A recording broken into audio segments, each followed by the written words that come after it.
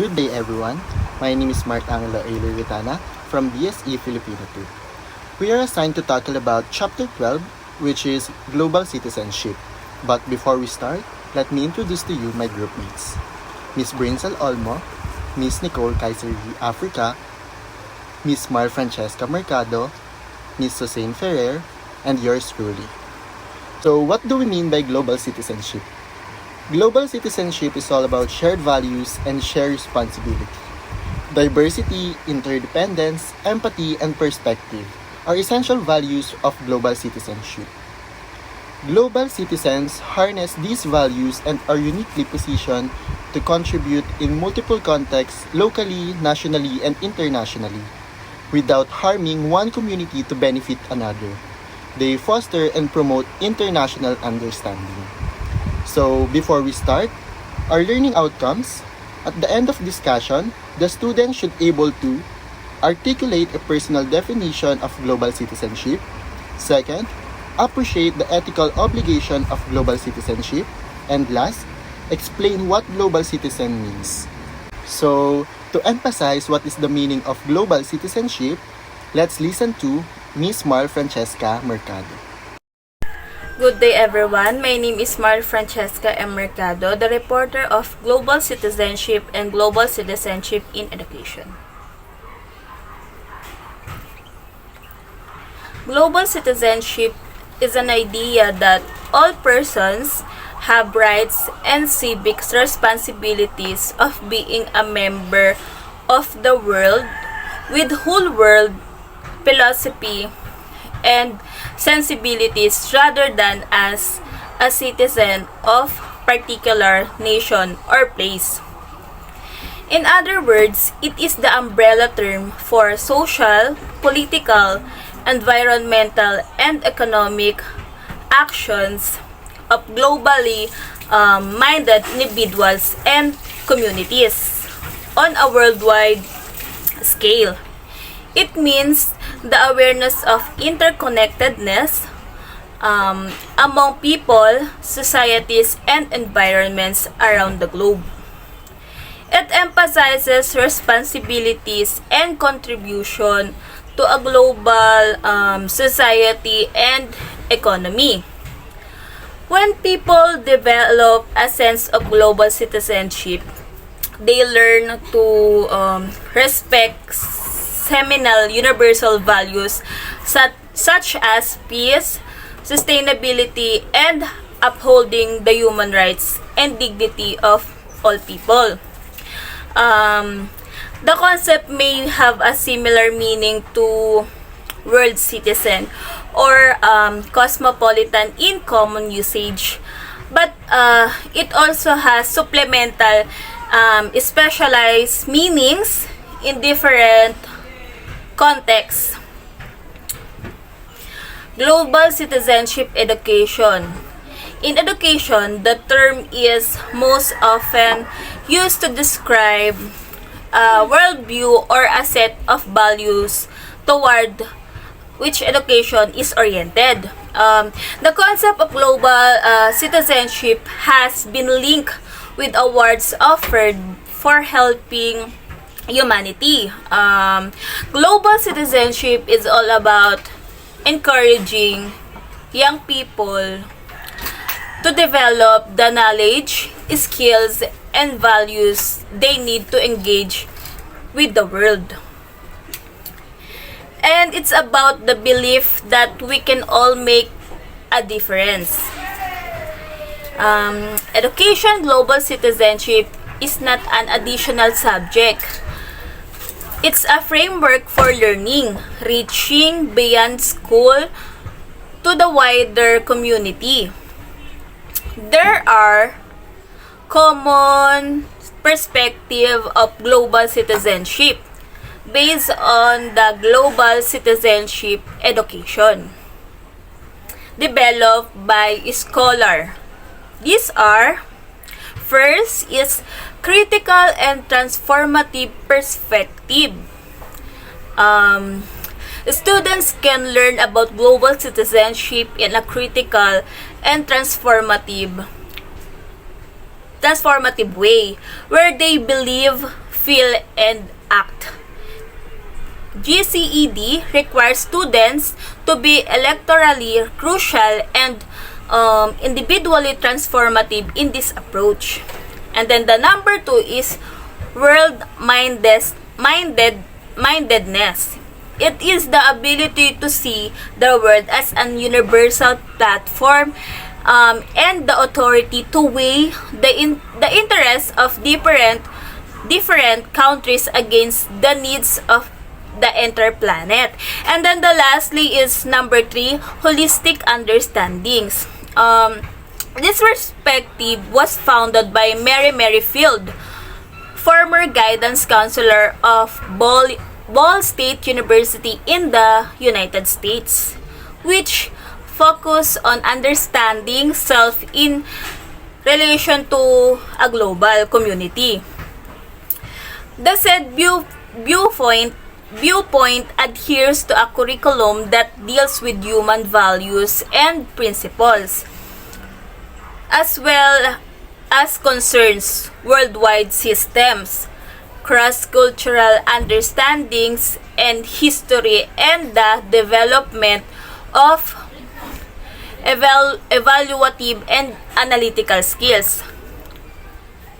Philosophical perspective, it refers to a viewpoint that acknowledges the crucial interconnections of all things and is ethnically, broadly, and environmentally inclusive. Psychological studies, the individual differences in the sense of global citizenship have been studied by global pollsters and psychologists. They have found that persons with high personality traits of open to experience and agreeableness and high in empathy and caring are also high in global citizenship.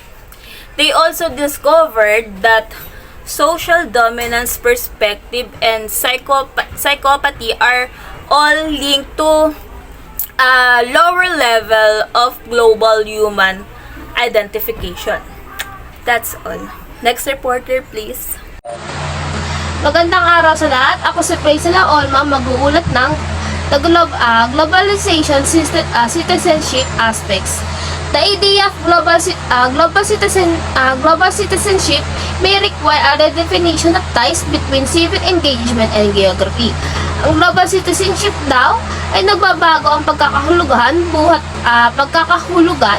buhat sa usapin ng civic engagement at geography.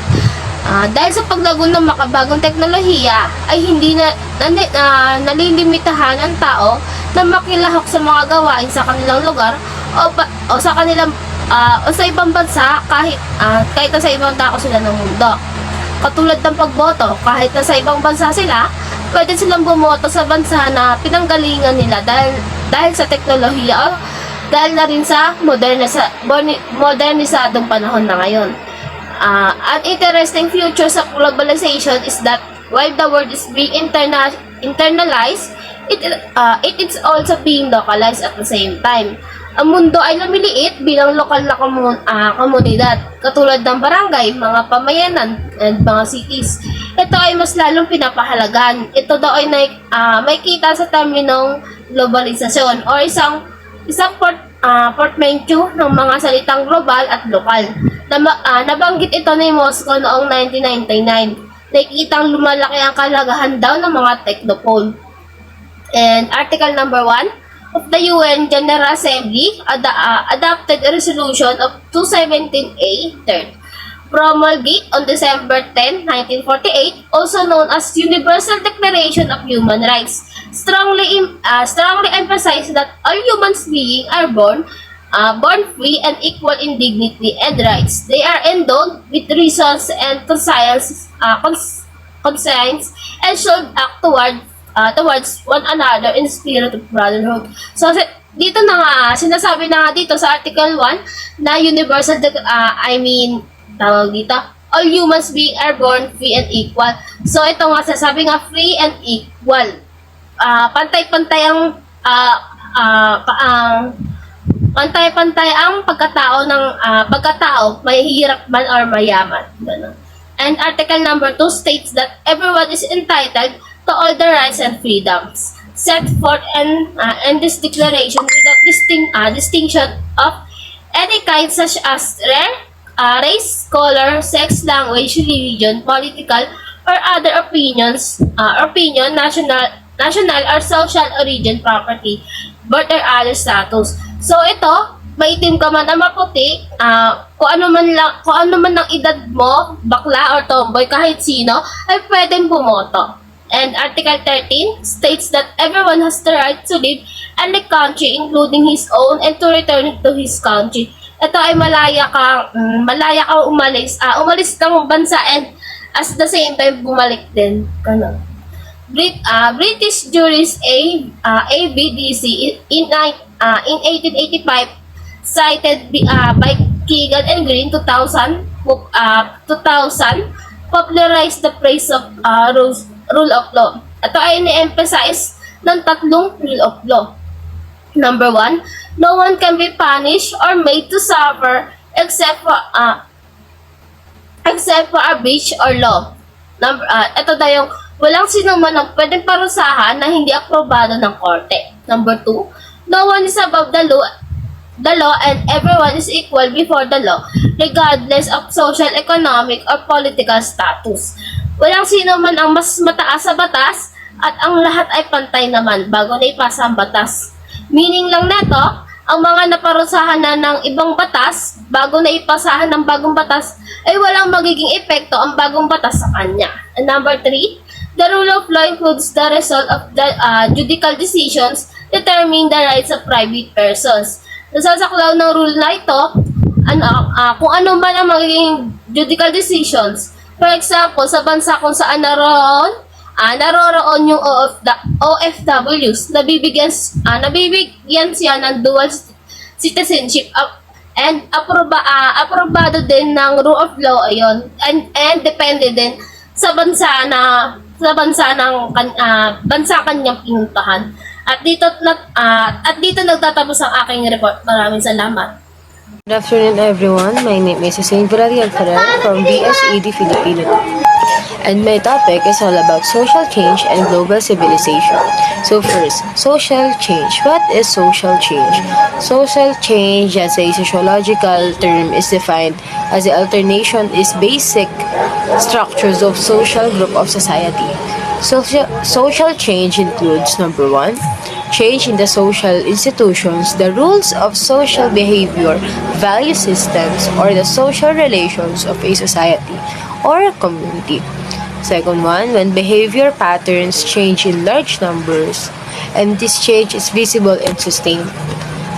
And the last one is once there is a deviance from culturally started lived value, changes in established system may result. Sources of social change. Number 1, new ideas. New ideas, changes in thoughts can have significant impacts of different aspects of society. Examples, the Enlightenment, the Protestant Reformation and its development of a unique work ethic has argued to be the spirit of capitalism. Second one, new technology. New technology and especially important engine of social change. The second one is as seen with the Industrial Revolution. Emerging technologies can cause populations to increase the rapidly and overwhelming size. Causes of social change. The causes of social change below effect of characterize every aspect of society across the world. On a macro scale, they shape all of our major institutions such as economics, politics, religion, family, education, science or technology, military, legal system, and so on.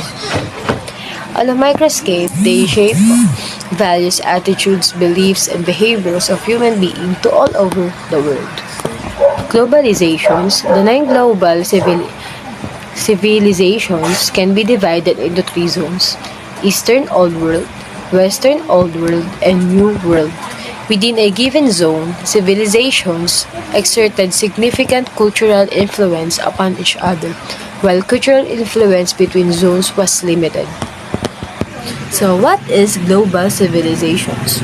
Global civilization is like that of many historical terms, varies from source to source. Throughout essential humanities, civilization simply means urban culture. In other words, a culture with at least one city is considered as a civilization. Essential humanities defines the term city as a settlement with a population of at least 10,000. The term culture is defined essential humanities as the distinctive features of a group that are learned rather than biological. Language, artistic traditions, and throughout beliefs all fall under the definition. Language is often the primary identifying feature of a culture. European history. For instance, the Celts were people who are Celtic languages, the Greeks were people who spoke Greek, so on. That's all for today. Thank you so much. Thank you, Ms. Hussein Ferrer. Now, let's proceed to demographic change. Demographic change can influence the underlying growth rate of economy, structural productivity growth, living standards, savings rates, consumption and investment, and also it can influence the long-run unemployment rate and equilibrium interest rate, housing market trends, and the demands for financial assets. Maaaring maimpluwensya ng pagbabago ng demograpiko ang pinagbabatayan na rate ng paglago ng ekonomiya, paglago ng produktibidad sa istruktura, pamantayan ng pamumuhay, mga rate ng investments, pagkonsumo at pamumuhunan. Maaari itong maimpluwensyahan ang pangmatagalang rate ng kawalan ng trabaho at equilibrio na rate ng interest, mga uso sa merkado na pabahay, at ang pangangailangan para sa mga assets na pinansyal.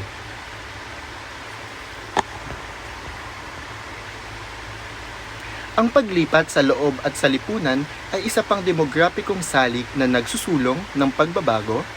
Ang mga tao sa buong mundo mula sa mga rural na lugar ay nakikiisa sa pagmamadali ng mga imigrante na lumilipat sa mga industrial na lungsod. Bilang resulta, ang mga komunidad ng sakahan ay tumatanggi, ang metropolis at megalopolis ay lumalawak, at karamihan sa mga mamamayang bansa ay nagiging isang pangunahing bansang urban. Ang mga katulad na pagbabago ay nagaganap ngayon habang ang mga tao ay lumilipat mula sa ibang bansa patungo sa isa pang bansa sa paghahanap ng trabaho at bagong tahanan.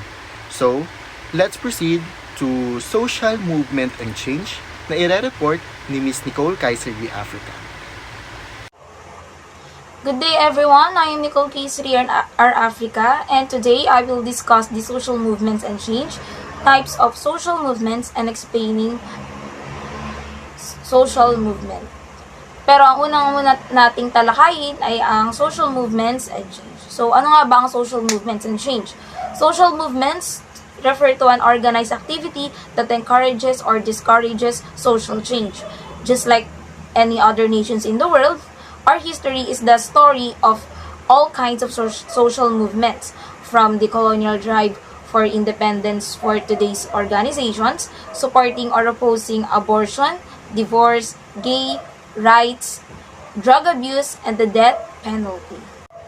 Ngayon ay dadako na tayo sa types of social movements. So, ano-ano nga ba ang types of social movements? So, meron tayong alternative social movements, redemptive social movements, reformative social movements, and the revolutionary social movements. So, talakayin muna natin kung ano nga ba yung alternative social movements. So, alternative social movements are the least threatening to the status quo because they seek limited change in only some part of the population.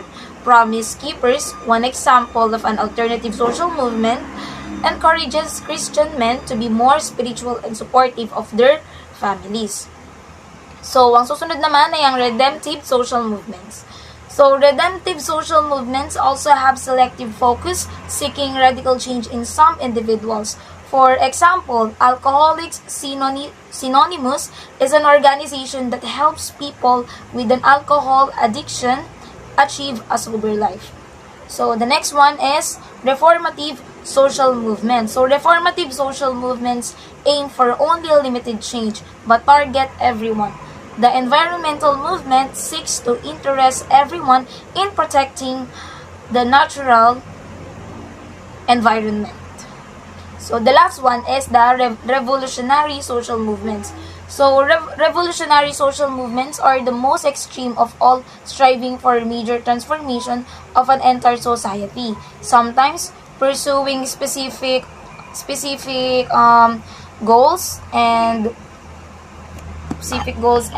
sometimes spinning utopian dreams. These social movements, including both the left wing Communist Party and right-wing militia organization, to radically alter our social institutions. So, dadako na tayo dito kung ano nga ba yung explaining social movements. So, merong 5 factors kung ano nga ba to. So, una is the deprivation theory. The second one is mass society theory. The third one is resource mobilization theory.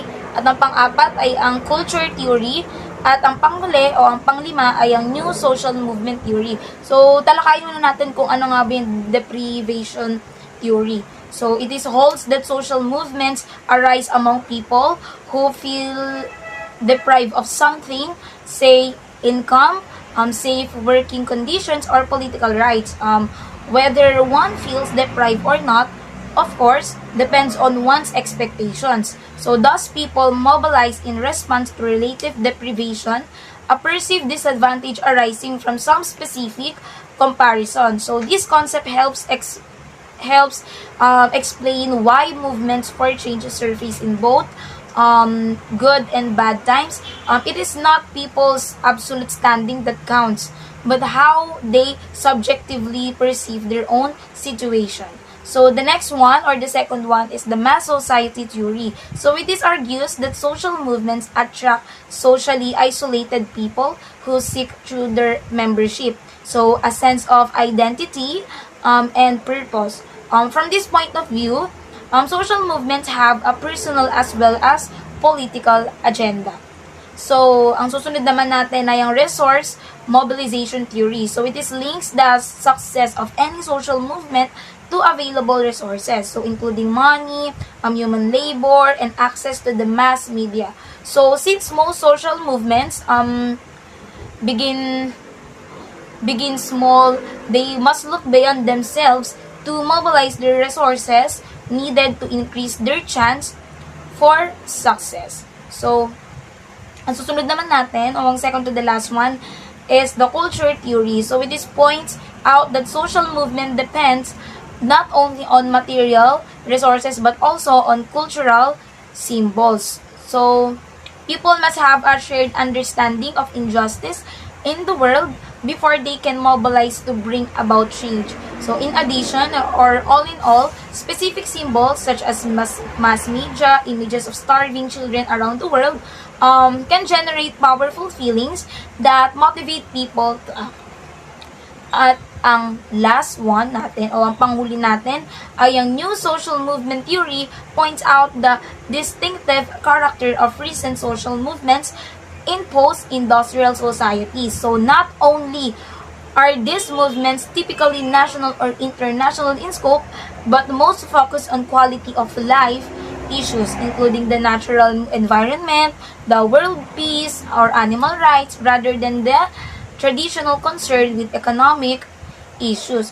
So, this broader scope of contemporary social movement results from closer ties among governments and among ordinary people around the world, and who are now linked by the mass media and the new information technology. That's it. Thank you, Ms. Nicole Kaiser de Africa. So now, let's proceed to the last part of our discussion, which is the Global Filipino based on the OFW's deployment. Globalization has created a new reality for OFWs.